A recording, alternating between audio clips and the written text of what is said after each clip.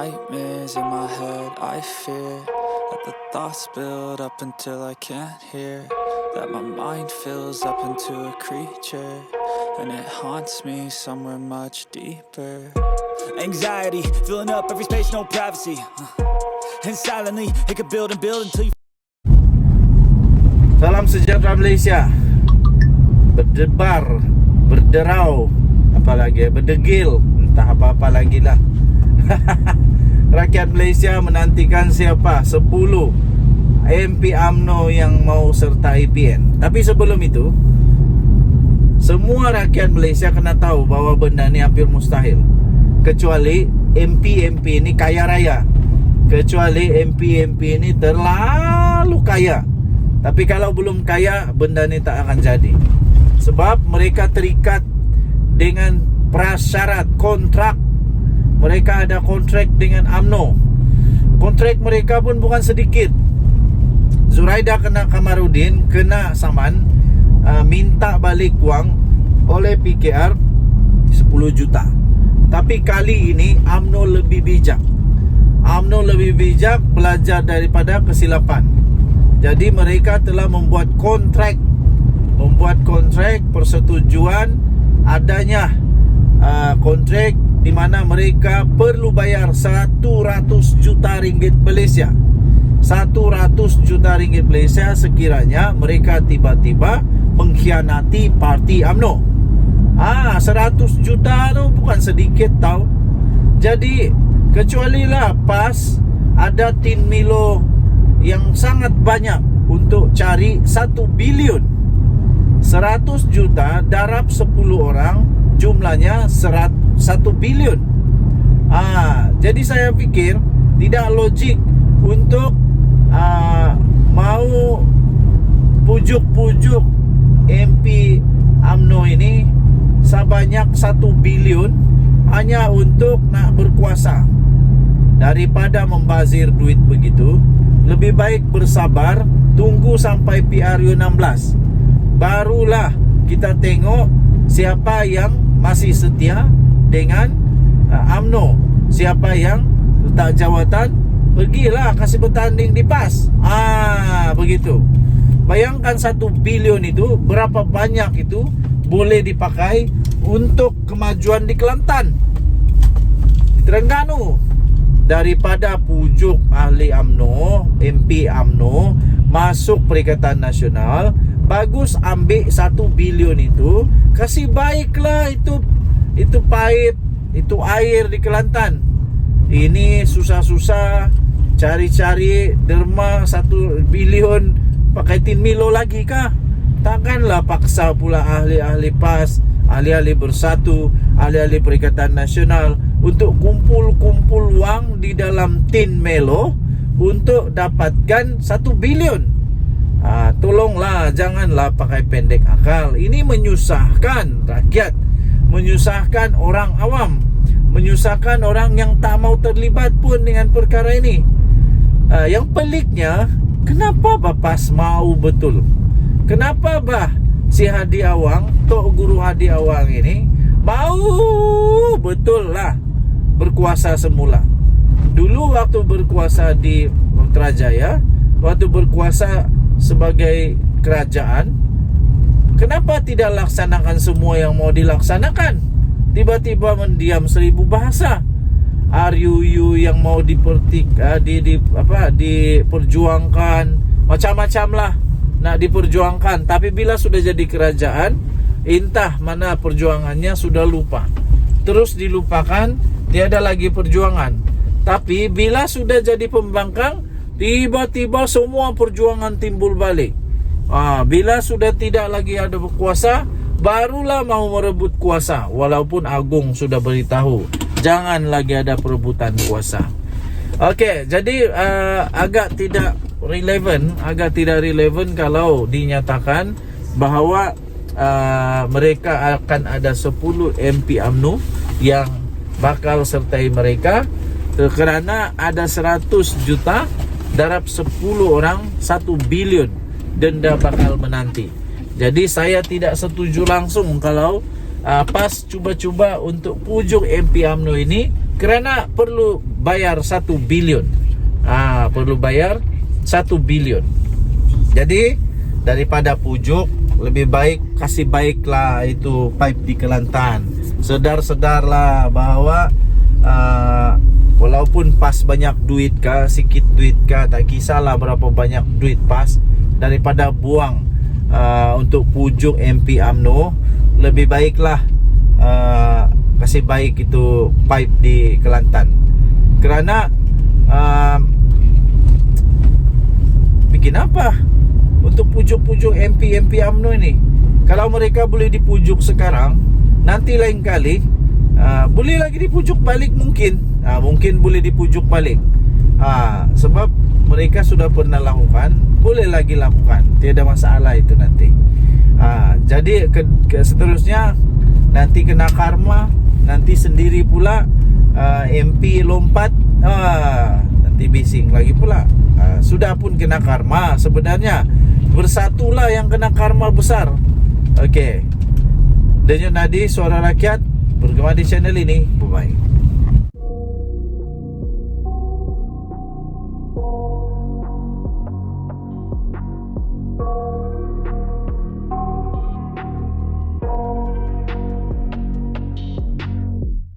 I got nightmares in my head, I fear that the thoughts build up until I can't hear, that my mind fills up into a creature, and it haunts me somewhere much deeper. Anxiety, filling up every space, no privacy. And silently, it could build and build until you... Salam sejahtera Malaysia. Salam sejahtera Malaysia. Selamat petang tuan-tuan dan puan yang dihormati sekalian. Ramai orang tanya saya, apa sebenarnya punca kemenangan PN PAS di Kemaman, dan adakah itu memang betul satu referendum rakyat? Saya ketawa dululah. Saya ketawa dulu bila kawan-kawan tanya itu, saya ketawa aja.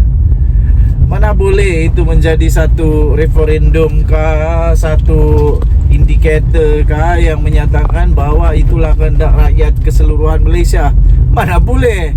Ini tidak adil. Ini tidak adil. Itu Allahyarham Tan Sri P. Ramlee punya dialog. Ini tidak adil. Ini tidak adil. Mana boleh macam begitu? Pertama sekali, kemenangan PN di sana itu memang sudah diramal kerana memang tempat itu adalah kubu kuat PAS.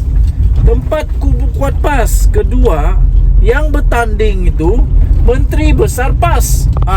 Jadi memang menanglah. Jadi nak kata itu adalah referendum rakyat, langsung tak masuk akal. Habis kenapa dulu tak pula diberitahu referendum rakyat bila PH menang di Pelangai? Macam mana pula tiba-tiba yang ini jadi referendum rakyat? Cuba kalau dulu di Pelangai itu pun adalah referendum rakyat, bukankah itu juga kemenangan untuk Pakatan Harapan dan Barisan Nasional? Jadi punca kemenangan PAS di sana, pertama, tempat itu adalah tempat PAS.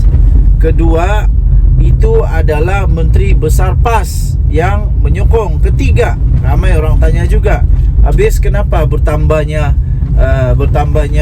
itu penyokong kepada PAS?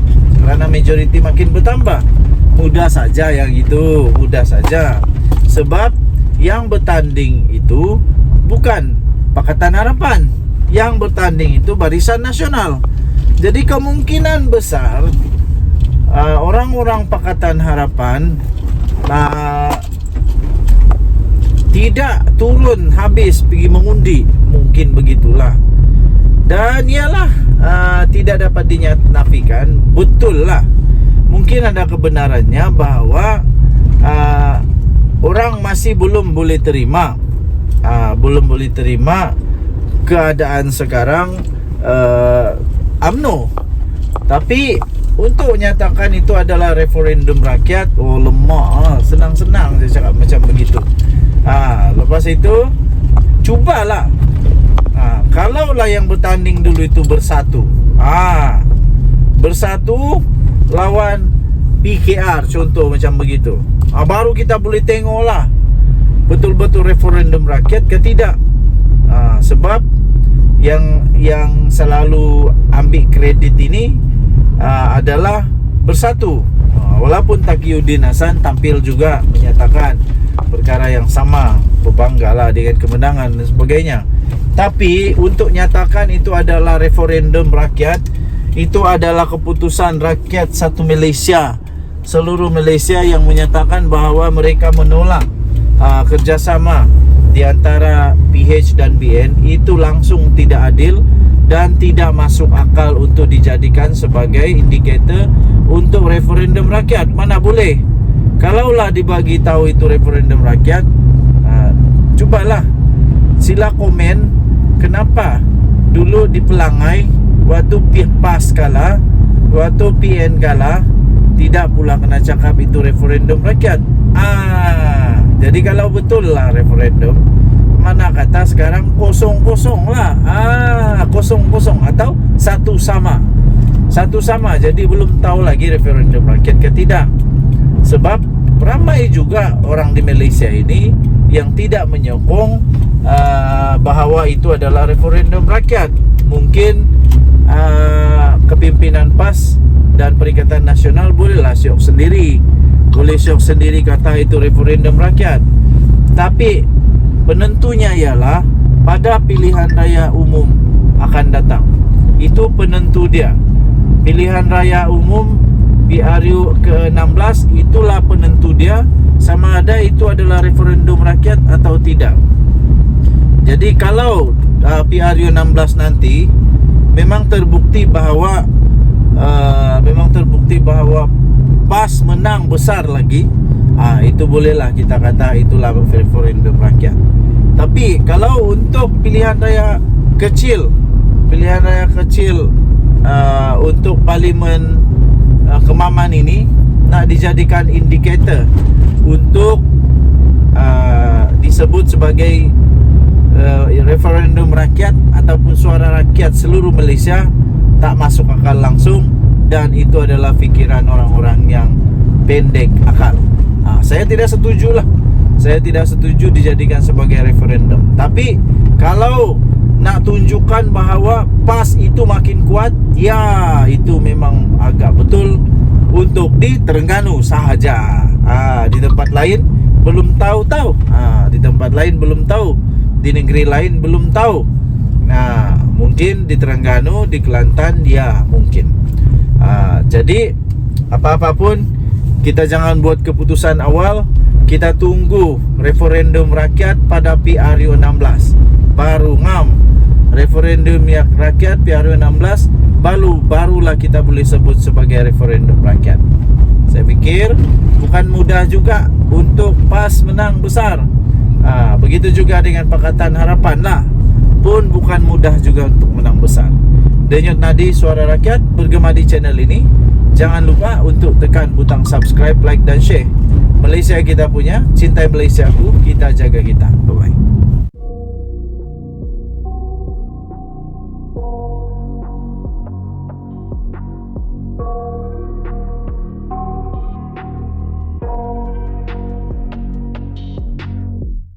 I got nightmares in my head, I fear that the thoughts build up until I can't hear, that my mind fills up into a creature, and it haunts me somewhere much deeper. Anxiety, filling up every space, no privacy. And silently, it could build and build until you... Salam sejahtera Malaysia. Denyut Nadi Suara Rakyat bergema di channel ini.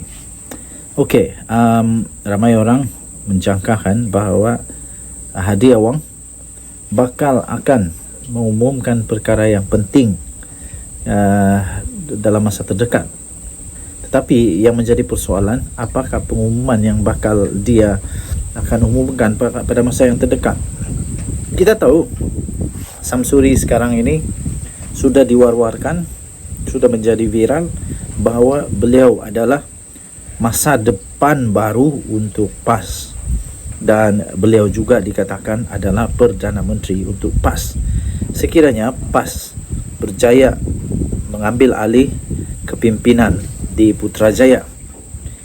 Jadi senang cerita ialah kita dapat buat kesimpulan pendek rasanya mungkin perkara ini terjadi, yaitu Hadi Awang mungkin bakal akan mengumumkan bahawa dia akan bersara dari politik dan menyerahkan kepimpinan beliau sebagai Presiden PAS, bos PAS yang sudah lama menjadi bos PAS, kepada Samsuri, Menteri Besar Terengganu ini.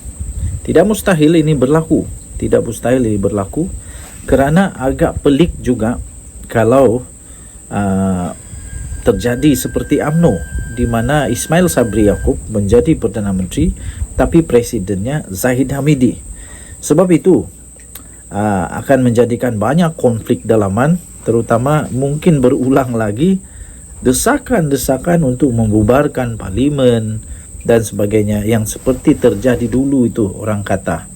Orang selalu cakap bahawa itulah penyebab dibubar, kerana ada desakan-desakan daripada bos-bos UMNO, walaupun tidak ada bukti yang terlalu kukuh itu disebabkan daripada desakan-desakan itu. Okey, jadi berbalik semula kepada Hadi Awang dan juga Samsuri. Saya cukup setuju sebenarnya kalau Hadi Awang step down, bersara dari politik dan menyerahkan kepimpinan PAS kepada Samsuri yang lebih muda. Fikirannya saya fikir jauh lebih tenang dan pemikirannya lebih terbuka, lebih luas dan lebih mudah untuk dibawa berbincang oleh kerajaan, oleh pembangkang atau oleh siapa saja. Lebih mudah untuk dibawa berbincang. Lagi pula sekarang ini Ahmad Samsuri belum ada lagi sebarang keadaan ataupun sebarang masalah yang berkaitan dengan terlalu ketahuan atau terlalu ketara ekstrimnya politik. Jadi saya fikir Hadi Awang baguslah kalau dia betul-betul mengumumkan nanti bahawa dia nak bersara dan dia serahkan kepimpinan kepada Samsuri. Ini akan membuatkan politik negara akan reshape. Saya fikir akan ada banyak perubahan ketara dari segi kepimpinan, dari segi cara pandang pembangkang, cara berbincang pembangkang. Malah kalau betul PAS Samsuri jadi Perdana Menteri, saya fikir akan jauh lebih berbeza daripada cara pentadbiran Hadi Awang. Jadi tidaklah sesuai kalau Hadi Awang masih bos PAS tetapi Perdana Menterinya pula bukan bos. Sebab itu akan banyak konflik dalaman terjadi. Jadi kalau memang betul seperti yang diwar-warkan, seperti yang diteka-teka, seperti yang dijangka oleh ramai pemerhati politik, iaitu Hadi Awang patutlah untuk melepaskan jawatannya dan membiarkan ada tampuk kepimpinan baru, terutamanya kalau mereka memang mahu supaya Samsuri jadi Perdana Menteri.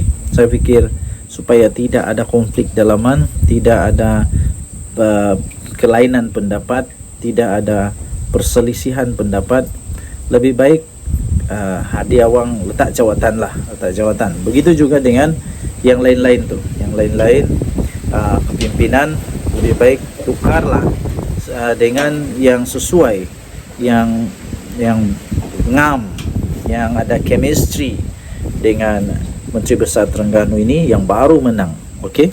So rasanya boleh diagak apa akan terjadi di dalam PAS. Boleh diagak bahawa kemungkinan dan hanya spekulasi saja, kemungkinan adanya perubahan kepimpinan, dan kita menyambut baik sekiranya memang ada perubahan dalam kepimpinan. Dan kita berharap sekiranya Samsuri benar-benar menjadi calon Perdana Menteri, kita mohon supaya beliau dapat mengubah sentimen, paradigma dan stigma masyarakat kepada PAS, supaya PAS lebih mudah untuk diterima. Lebih mudah untuk diterima, tidak di label sebagai parti ekstrim dan macam-macam lagi lah label-label yang diberikan kepada mereka yang dilihat oleh ramai pihak lah. Jadi harap-harap kalau memang betul Hadi Awang akan meletak jawatan, Samsuri dapat membuat satu pembaharuan, reshape semula PAS, reshape semula Perikatan Nasional. Tahniah diucapkan kepada Samsuri yang telah menang di PRK Kemaman. Denyut nadi suara rakyat bergema di channel ini. Bye-bye.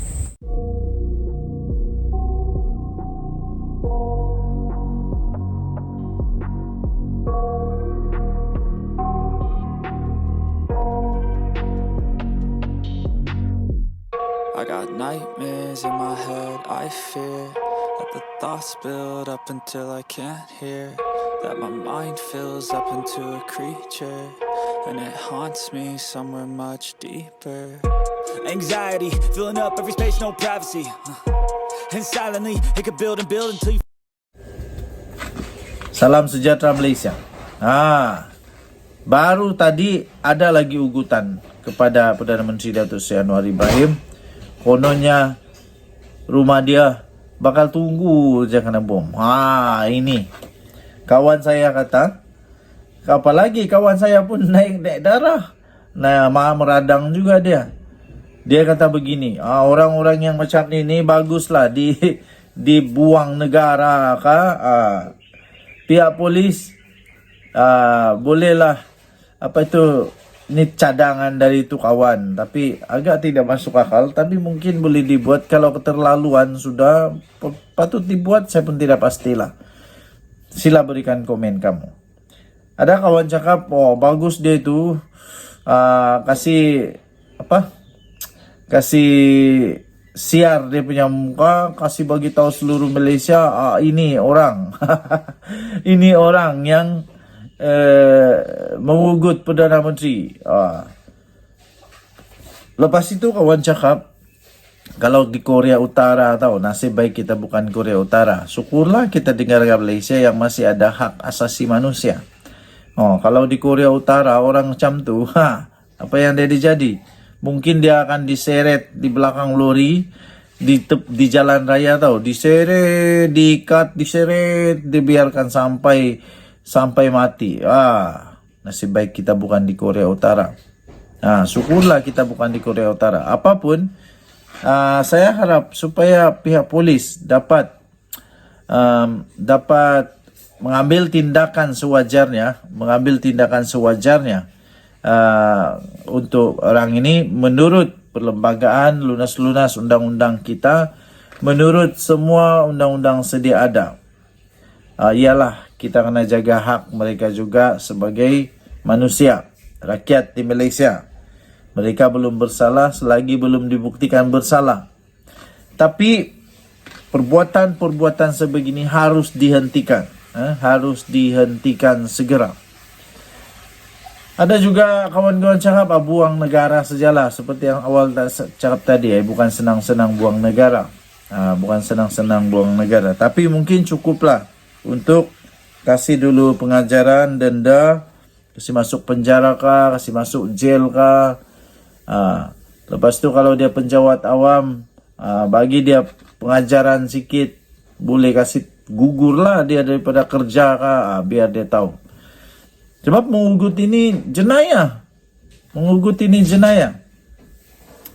Jadi kalau kena penjara, kena denda, gelap masa depan, baru mau menyesal pun tiada guna sudah. Selepas ini muncul lagi pula, kata Anwar zalim lah, kata Anwar itulah, inilah.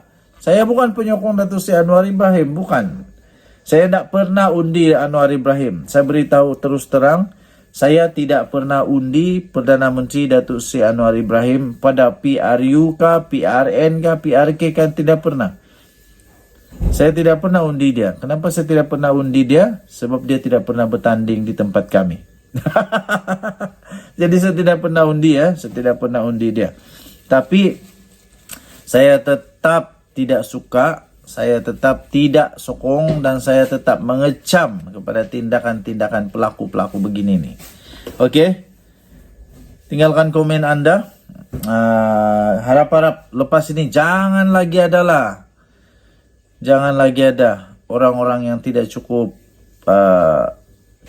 otak ataupun yang masuk angin di otak kah atau penuh ayak ke dalam otak kah, itu yang masalah. Okey, kita biarkan polis Diraja Malaysia untuk melaksanakan tugas mereka. Bye-bye. Salam sejahtera Malaysia. Denyut nanti suara rakyat bergema GTA channel ini. Pagi-pagi ini saya terkejut bila dapat berita daripada Harapan Daily menyatakan ada seorang lelaki yang saya fikir otak dia masuk angin ataupun masuk air ataupun dia ini memang tak ada otak atau apa istilah dia, otak udang kah, atau otak di lutut kah, saya pun tidak tahulah.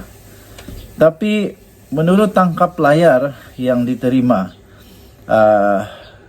yang baru saya nampak di Harapan Daily ini, ada seorang lelaki ni, dia telah mengeluarkan kata-kata ugutan kepada Perdana Menteri Datuk Seri Anwar Ibrahim. Dia kata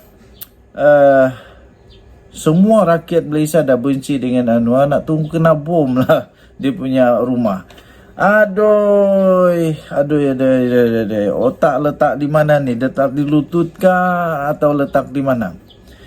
Pertama sekali, ayat dia pun sudah salah. Bukan semua rakyat di Malaysia benci dengan Anwar Ibrahim. Bukan semua rakyat di Malaysia benci dengan Hadi Awang. Bukan semua rakyat di Malaysia benci dengan Muhyiddin. Bukan semua rakyat di Malaysia benci Mahathir. Bukan semua rakyat Malaysia benci Zahid Hamidi. Bukan semua, bukan semua. Ada juga rakyat Malaysia yang masih lagi menghargai mereka. Dan kerana bukan semua, bukan majoriti bukan majoriti. Buktinya Datuk Seri Anwar Ibrahim dia dapat majoriti jadi Perdana Menteri. Alamak, itu pun tidak dapat fikirkah? Otak simpan di mana saya pun tidak tahulah.